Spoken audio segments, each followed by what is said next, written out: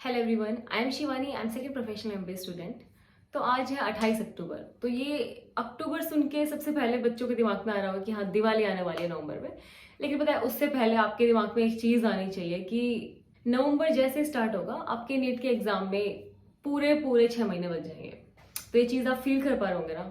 पता है अभी दिवाली का सोच के ना मुझे एक इंसिडेंट अपना याद आ रहा है। मैंने नीट 2021 वाला एग्जाम क्लियर किया था। तो उसमें क्या था कि मुझे अभी भी याद है कि हमने सितंबर में एग्जाम दिया था और जो दिवाली थी वो आई थिंक नवंबर 5 से 10 के बीच में कुछ थी, मुझे डेट अभी पता नहीं है। तो उस टाइम पे अक्टूबर के लास्ट में एकदम से नोटिस आया था कि 1 नवंबर को आपका रिजल्ट आने वाला है। अब ये सुन के मेरी फैमिली वाले तो भाई बिल्कुल एक्साइटेड हो रखे कि हाँ कि दिवाली की खुशी चौगनी हो जाएगी, एक बार रिजल्ट आ गया तो। लेकिन मैं जो खुद एग्जाम दे के आई हूँ, जिसने खुद अपने मार्क्स टोटल किए थे कि हाँ इतने बन रहे हैं, और मैं इतनी डरी हुई थी, मैं अंदर ही अंदर भगवान से यही मांग रही कि प्लीज दिवाली से पहले रिजल्ट ना आए।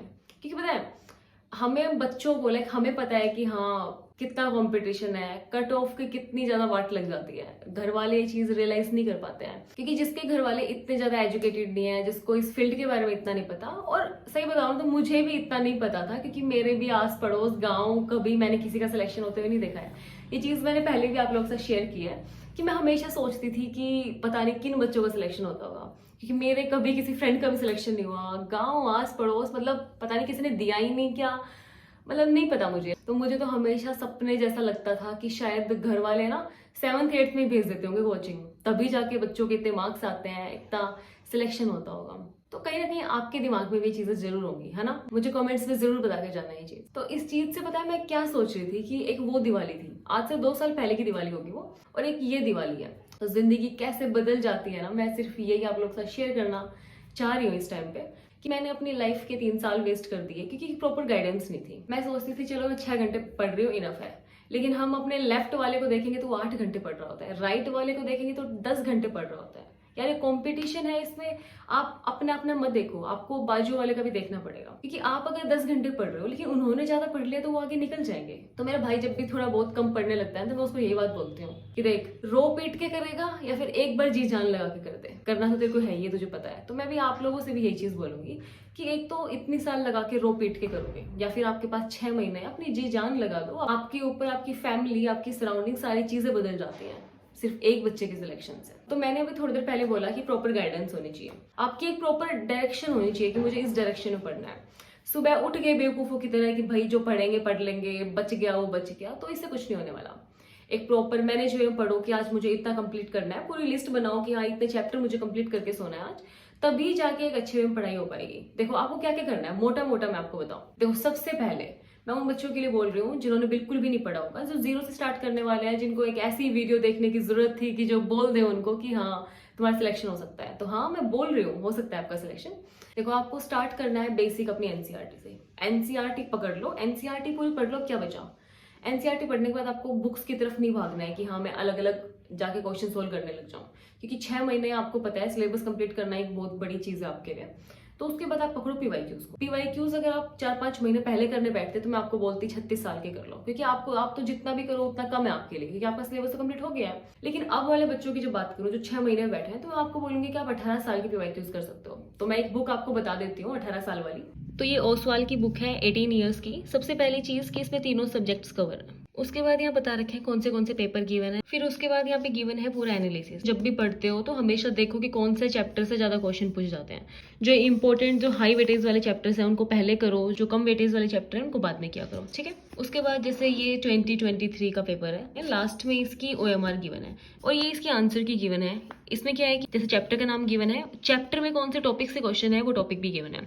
इससे पता है क्या फायदा है आपका, कि आपका जो भी क्वेश्चन गलत होता है ना तो आपको पता लग जाएगा कि हाँ मेरा कौन सा पर्टिकुलर टॉपिक वीक है, ताकि आप उस टॉपिक में ज्यादा मेहनत करो। उसके बाद ये सोल्यूशन गिवन है उसका डिटेल में, ऐसे करके सारे प्रीवियस ईयर के पेपर इसमें गिवन है और लास्ट में इसमें सैंपल पेपर भी है। और एक और चीज मैं आपको बता दूं कि देखो अभी जो है नीट का सिलेबस जो है चेंज हो गया है, तो अब नई बुक्स तो उसके लिए आने वाली नहीं है। तो आपको क्या करना है, इन्हीं बुक्स में जो चैप्टर्स हटा दिए गए हैं तो उन चैप्टर्स के क्वेश्चंस को बिल्कुल छोड़ देना। लेकिन अगर ऐसा कोई है जो सब टॉपिक हटाया गया है तो मैं बोलूंगी कि सब टॉपिक्स आप जरूर पढ़ना, तो ठीक है। तो ऐसे करके आप इन्हीं बुक्स से अपना जो रिड्यूस सिलेबस है वो कंप्लीट कर सकते हो। तो इस बुक का लिंक मैं आपको डिस्क्रिप्शन में दे रही हूँ, चेक करना। तो अगर मैं एनसीईआरटी की बात करती हूँ तो एनसीईआरटी में आपको बायो की पढ़नी है, केमिस्ट्री की पढ़नी है, फिजिक्स की एनसीईआरटी मत पढ़ना। और केमिस्ट्री में भी लोग फिजिकल की एनसीईआरटी छोड़ देते हैं, तो मैं आपको बोलूंगी कि एक बार जरूर उसकी रीडिंग लेना, ठीक है। उसके बाद आपको एनसीईआरटी में जितने भी एग्जाम्पल्स हैं, इन टेक्स्ट के क्वेश्चन है, वो एक एक सोल्व करना है। आप फिजिक्स में भी देखोगे तो फिजिक्स में भी सेम न्यूमेरिकल हर साल पूछे जाते हैं, तो वो चीजें करना। देखो क्या क्या बताया मैंने, एनसीईआरटी करनी है, पीवाईक्यूज करना है, उसके बाद लास्ट में आपको मॉक टेस्ट लगाने हैं। मैंने अपनी जो तैयारी है वो 2.5 महीने में की थी, लेकिन उसमें क्या खास चीज थी कि मैंने ये तीनों चीजें पकड़ के रखी थी बिल्कुल। एनसीईआरटी मैंने रगड़ मारी थी पूरी, उसके बाद मैंने पीवाईक्यूज भी 3 बार सोल्व किए थे पूरे, ठीक है। और उसके बाद मैंने ढेरों मॉक टेस्ट दिए थे। एक बहुत पहले की वीडियो, आई थिंक 1 साल पहले की कुछ वीडियो है, तो मैंने आपको अपने टेस्ट भी दिखाया था कि कैसे जब मेरे फर्स्ट टाइम 605 नंबर आए थे तो मैं कितनी खुश हो रही थी। और वो चीजें कहीं ना कहीं मैं अब भी फील कर पाती हूँ, ठीक है। तो आप अगर अपना एक एक सेकंड अब जीने लगोगे ना अपनी तैयारी का, तो ये जिंदगी भर आपको याद रहने वाला है। पता है, जब तक आप लाइफ में कुछ अचीव नहीं कर लेते ना, आप कहीं स्टैंड नहीं कर रहे होते, आपका कॉन्फिडेंस भी कहीं स्टैंड नहीं कर रहा होता, पड़ोसी तो क्या घर में कोई इज्जत नहीं हो रही होती, लेकिन एक बार आपका सिलेक्शन हो जाता है ना, तो लोगों का आपको देखने का नजरिया बदल जाता है, सच में। तो अगर ठान लिया तो करके निकलना, बीच में मत निकलना। याद रखना कि कोई ऐसे अलग टाइप के बच्चे नहीं होते जिनका सिलेक्शन होता है, हम और आप जैसे ही बच्चे होते हैं। और मैं आपको एक और इंसिडेंट बताना चाहूंगी कि मैं पहले भी बता चुकी हूँ कि मैं कहीं शादी वगैरह में कहीं नहीं जाती और मेरे घर वाले मुझे फोर्स भी नहीं करते थे। लेकिन अभी 1 हफ्ते पहले का एक इंसिडेंट है कि मम्मी घर से कॉल कर रही है कि गाँव में एक छोटा सा फंक्शन है, तो तू उसके लिए आ जा। अब मैंने भी हाँ कर दी एकदम से कि चलो ठीक है, लेकिन बाद में मुझे पता चला कि मेरा भाई जो घर बैठा है वो भी उस फंक्शन में नहीं जा रहा है, मेरे ताऊ चाचा के बच्चे कोई भी नहीं जा रहे हैं, भाई मुझे ही भेजा जा रहा है वहां पे। तो आप समझ रहे हो ना, जब आप कुछ लाइफ में कर लेते हो ना, तो आपके घर वालों का सर सच में ऊपर हो जाता है। मुझे वो चीज तब अच्छे से रियलाइज हुई कि कहाँ मैं कहीं भी नहीं जाती थी और अब मम्मी मुझे गाँव में ले जाने की जिद कर रही है। तो एक पता है, आपके पास भी एक ये मौका है। आपका सिलेक्शन सिर्फ आपकी किस्मत नहीं बदलने वाला है, आपका सिलेक्शन आपकी फैमिली, आपकी सराउंडिंग, काफी सारी चीजों को चेंज करने वाला है। तो आज की वीडियो है ना, कुछ ज्यादा हाई फाई स्ट्रेटेजी वाली कुछ नहीं थी, बस मैंने कुछ जो चीजें फील की खुद से दिवाली को लेके कि हाँ क्या दिवाली थी, अब कैसे दिवाली बन रही है, कैसे फंक्शंस होते थे जहाँ मैं कभी नहीं जाती थी, कहाँ अब मुझे सब ले जाना चाह रहे हैं, तो कैसे जिंदगी बदल जाती है। तो मैं ये चीजें आप लोगों के साथ शेयर करना चाहती थी। आई होप कि आपको इतना सा कुछ फील हुआ हो, और नहीं भी हुआ हो तो कोशिश करना, ठीक है। और मुझे कमेंट्स में लिख के जाना अपनी जितनी भी दुख तकलीफ पीड़ा आपको हो। और बस यार पढ़ते रहो, पढ़ना इंपॉर्टेंट है, ठीक है। अपने फायदे की चीज सोचो। घर में कोई गेस्ट आ रहे हो, दिवाली पे कोई भी आ रहे हो, किसी से कोई मतलब मत रखो। सबको बोल दो कि भाई सिलेक्शन के बाद ही मिलूंगा सबसे। लग जाओ, ये चीज फील करके देखो कि आपके सिलेक्शन से आपकी फैमिली की भी लाइफ बदलने वाली है। सोसाइटी का आपको नहीं, आपकी फैमिली को देखने का नजरिया बदल जाता है।